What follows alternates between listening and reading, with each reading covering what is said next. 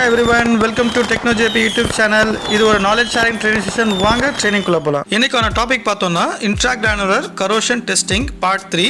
Part 1 part 2 பார்க்காதவங்க YouTube ப்ளாக்ல போய் பார்த்துட்டு வந்துருங்க. அப்பதான் இந்த பார்ட் 3 பிரசன்டேஷன் ஃபுல்லா புரியும். வாங்க ட்ரெயினிங் குள்ள போலாம். நம்ம பார்ட் 1 பார்ட் 2ல இன்ட்ராகிரானுலர்னா என்ன, இன்ட்ராகிரானுலர் கரோஷன் டெஸ்டிங் எதுக்கு பண்ணுறாங்கன்றத பார்த்தோம். பார்ட் 2ல வந்து ASTM A262 ஸ்டாண்டர்ட் பற்றி பார்த்தோம். இந்த பார்ட் 3 ஸ்டாண்டர்டில் வந்து G28 ASTM G28 ASTM G48 பற்றி நம்ம பார்த்துடலாம். என்னென்ன மெத்தட்ஸ் இருக்குன்னு பார்த்துடலாம். இப்போ G28ல பார்த்தோன்னா மெத்தட் A மெத்தட் B, G48ல பார்த்தோன்னா மெத்தட் ஏலேருந்து F வரைக்கும் இருக்குது.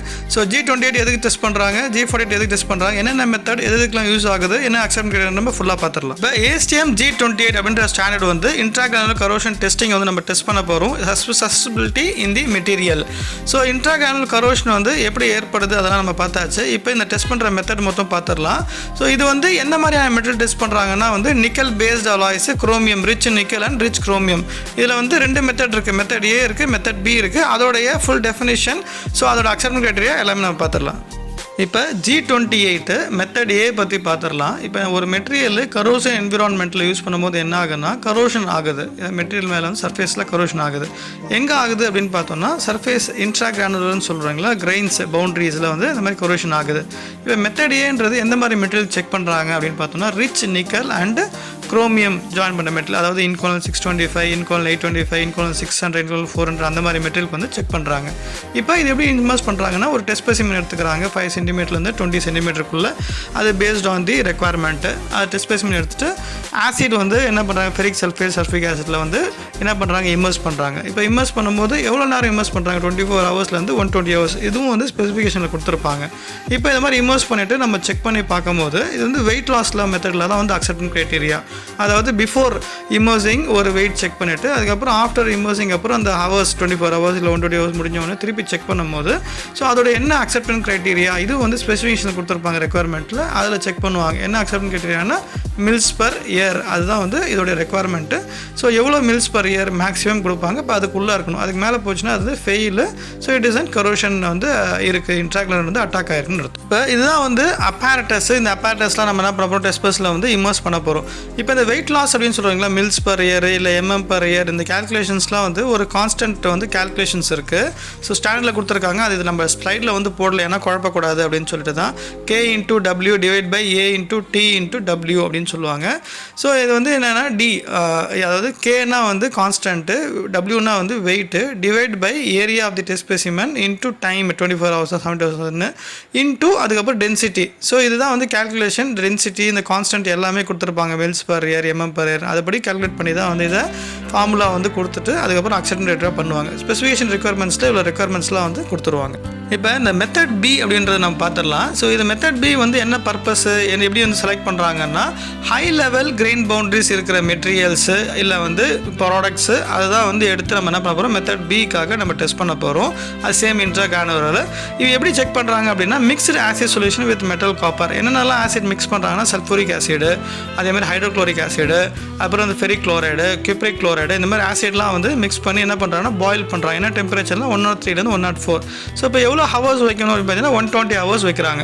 ஸோ வச்சுட்டு என்ன பண்ணுறாங்கன்னா சேம் மெத்தடில் பிஃபோர் அண்ட் ஆஃப்டர் வந்து நம்ம வெயிட்டை செக் பண்ணி என்ன பண்ணுறோம், எவாலுவேட் பண்ணுறோம் வெயிட் லாஸ் மெத்தடில். இப்போ அக்செப்டன்ஸ் கிரைட்டீரியான்றது ஜஸ்ட் ஒரு ஃபார் எக்ஸாம்பிளுக்காக கொடுத்துருக்கேன், சம் ஸ்பெசிஃபிகேஷனில் கொடுத்தது தான். இப்போ இன்கோனல் 825 அப்படின்னு எடுத்துக்கிட்டோம்னா 5 மேக்ஸிமம் நாட் கிரேட்டர் தென் 5, அதாவது மில்ஸ் பர் இயர். அதே மாதிரி வந்து 625 பார்த்தோம்னா 1லேருந்து 5 மில்ஸ் பர் இயர். இதுதான் வந்து அக்செப்டன்ஸ் கிரைட்டீரியா.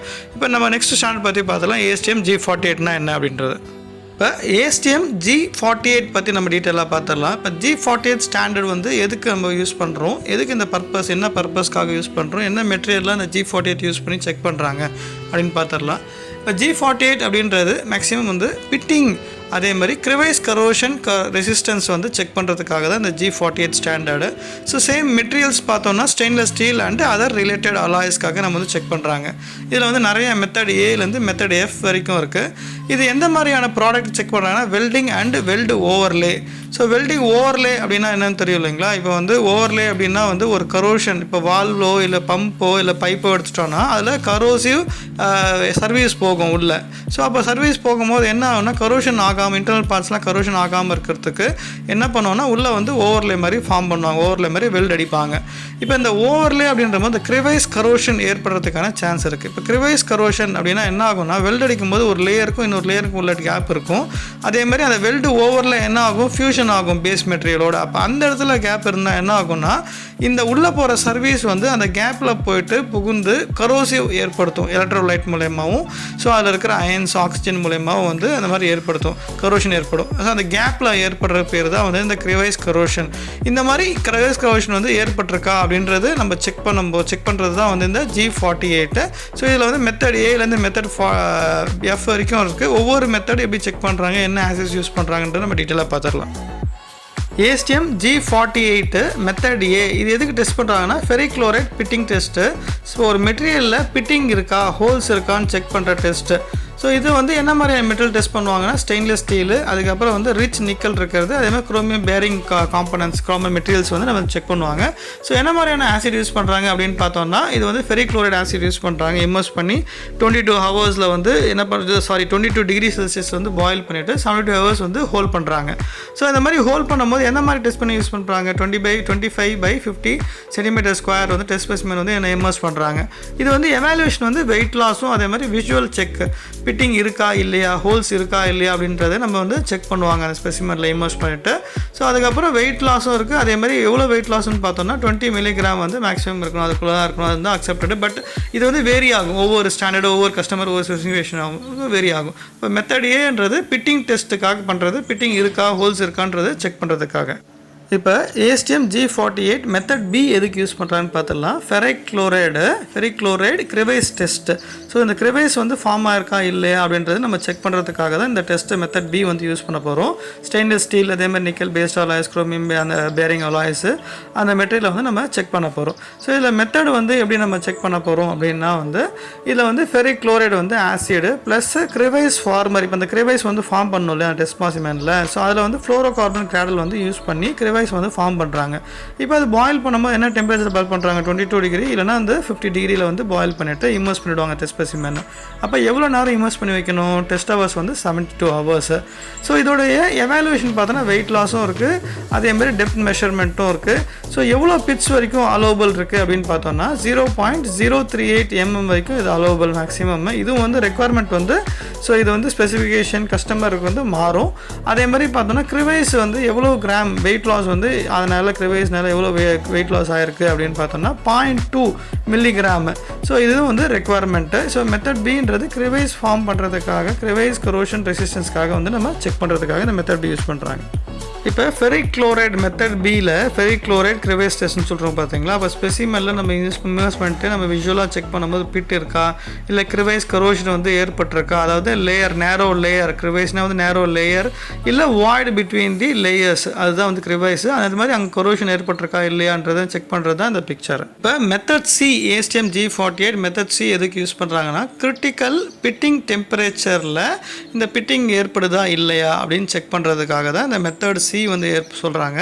மெத்தட் சி வந்து இந்த லோ டெம்பரேச்சர் மெட்டீரியலில் வந்து யூஸ் பண்ணி அந்த குளோரைட் என்விரான்மெண்ட்டில் யூஸ் பண்ணுறாங்க அப்படின்னா அந்த இடத்துல இந்த மாதிரி பிட்டிங் எப்படி ஆகுது, இந்த கிரிட்டிக்கல் பிட்டிங் டெம்பரேச்சரில் எப்படி பிட்டிங் ஆகுதுன்னு செக் பண்ணுறதுக்காக தான் இந்த மெத்தட் சி.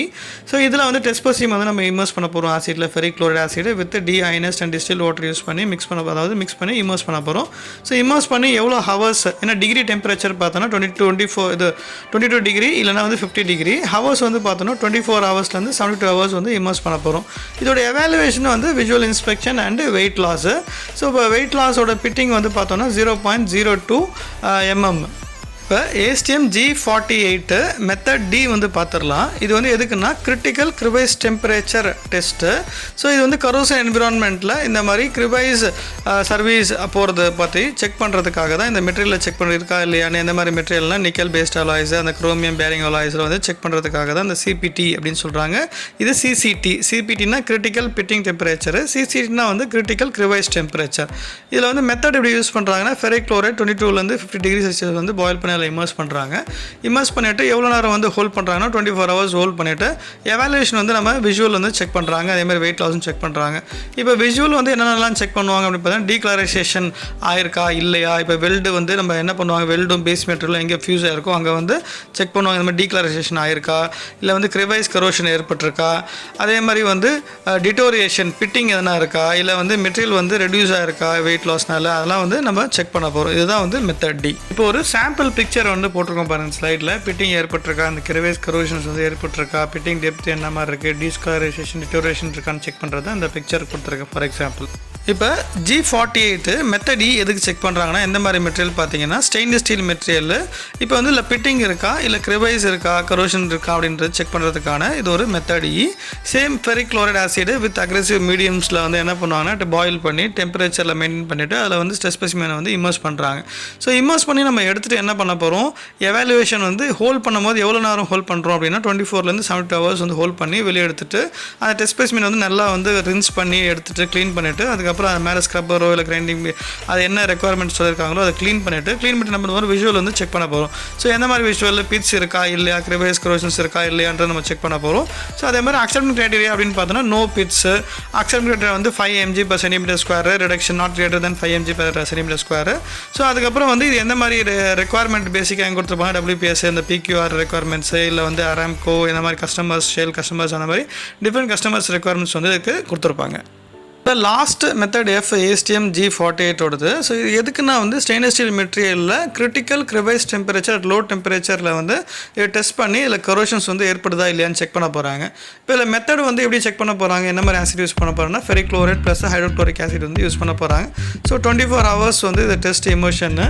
ஸோ இது வந்து என்னென்னா எவாலுவேஷன் பார்த்தோன்னா visual examination plus weight loss. Visual examination வந்து நோ பிட்ஸு, நோ டிஸ்கலரேஷன், எங்கெங்கன்னா ஹீட் அஃபெக்டட் ஜோனு, அதுக்கப்புறம் வெல்ட் ஏரியாஸ் அந்த மாதிரி அங்கே இருக்கணும். அதே மாதிரி வெயிட் லாஸ்ன்னு பார்த்தோன்னா அக்செப்ட் கிரேட்டர் வந்து 5 mg/cm², not greater than 5 mg/cm². இதுதான் வந்து இந்த ஸ்டெயின்லெஸ் ஸ்டீலுக்கு பேசிக்காக செக் பண்ணுறது வந்து மெத்தட் F. ஸோ இந்த ஸ்டாண்டர்ட்ஸ் வந்து இந்த G48 G28 வந்து ரொம்ப எல்லா மெட்டீரியல்ஸ் நிறைய புக்ஸ் எல்லாமே செக் பண்ணி இதை வந்து போட்டிருக்கேன். ஃபார் எக்ஸாம்பிள் ஃபார் இந்த அக்செப்டன்ஸ் கிரைட்டீரியாஸ்லாம் பார்த்தோம்னா கஸ்டமர்ஸ் வந்து ரெக்குவயர்மெண்ட்ஸ் வந்து நம்ம கொடுத்துருப்பாங்க. We are at the end of the session of G28 and G48. இதில் வந்து இம்பார்ட்டன்ட் அண்ட் வந்து நிறைய இன்ஃபர்மேஷன்ஸ் வந்து கொடுத்துருக்கேன். ஸோ உங்களுக்கு பிடிச்சிருக்குன்னு அந்த ப்ரெசன்டேஷன் பிடிச்சிருந்தா லைக் பண்ணுங்கள், ஷேர் பண்ணுங்கள், மோட்டிவேட் பண்ணணும்னு வச்சுன்னா சப்ஸ்கிரைப் பண்ணுங்கள். அதே மாதிரி இந்த ஏன்னா ஒரு கொஸ்டின்ஸ் இருந்தது இல்லை குவரிஸ் இருந்ததுன்னா எனக்கு வந்து கொடுங்க, கமெண்ட் செக்ஷனில் கொடுத்தீங்கன்னா நான் அட்டென்ட் பண்ணுறேன். இதேமாதிரி ப்ரெசன்டேஷன் வந்து உங்களுக்கு வேறு என்ன போடணுன்னா கொடுங்க, நான் வந்து போட்டுட்டு உங்களுக்கு வந்து நாலேஜ் வந்து ஷேர் பண்ணுறோம். Thanks to every one, thanks to my teammate. நம்ம நெக்ஸ்ட் ப்ரெசன்டேஷனில் மீட் பண்ணலாம். Until then, bye from TechnoJP.